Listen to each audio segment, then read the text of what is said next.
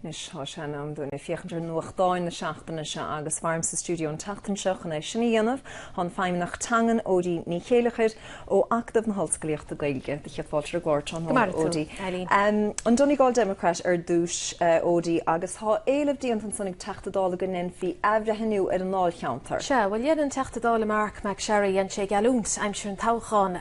há sé díra gomach dúngáil ina ráil cheantar ríist heas agus thuig, mar nuair duine nu an dálcheantar seo duna réon dálcheantarráin ach bainach amach chud de dheisceart chunaáil agus chuisteach le sligach agus lítra mé ach chomáile sin chu chud de chaantain chaháinisteach sa dálcheantar sin. Níl céile rééisún leis só leis mar ceir chaanta inis in éon dálcheantarháin.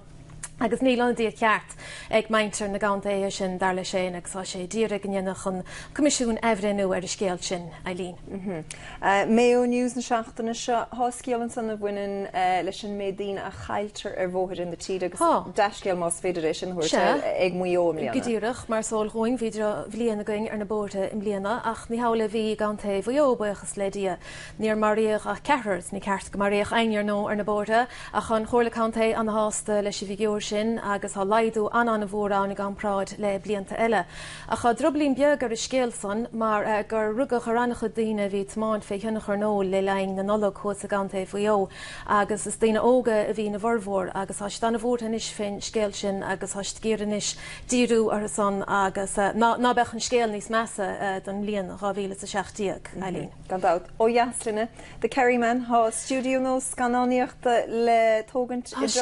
scéal mór hí smaile frálí tá an teisteúir agus an léirthir deire ó meí agus tá bantige seo leis an dagan mar son dagan dá bháthir há anad feite go héin agus a bhein ar istá teansclíoch na chléise i drálíí agus há siad chun cean in na stúdio na scanáíochta smooth Norop a Herbert an san Eileen. Há sé beag nach chomór le Pinewood Studios há Lúndan agus há maintar rálíí an na hásta fé seo agus be gorlanna ann agus be cearlanna ann agus be ganach difigií ann agus Jen Shanavahas dan máile a si rá. Anna bhile chuna dí a chunta dúchas ódí an Dungarvan Observer deisceal gnó an san. Se a ríist is bailé an grabháin bhí siar gomór leis a gúlú eicnimíochta agus nuasar sin duach obair echóirithe ar chearnó gretan le rá bbliana nuas agus taringíoch náit as a chéile agus i sé ganach a daine bailach an grabháin agus chuidir goí partláirige a chaníirecht gent im líana agus i fechttas cá Dungarvan a gló agus bha siidir náit go háling le sáilte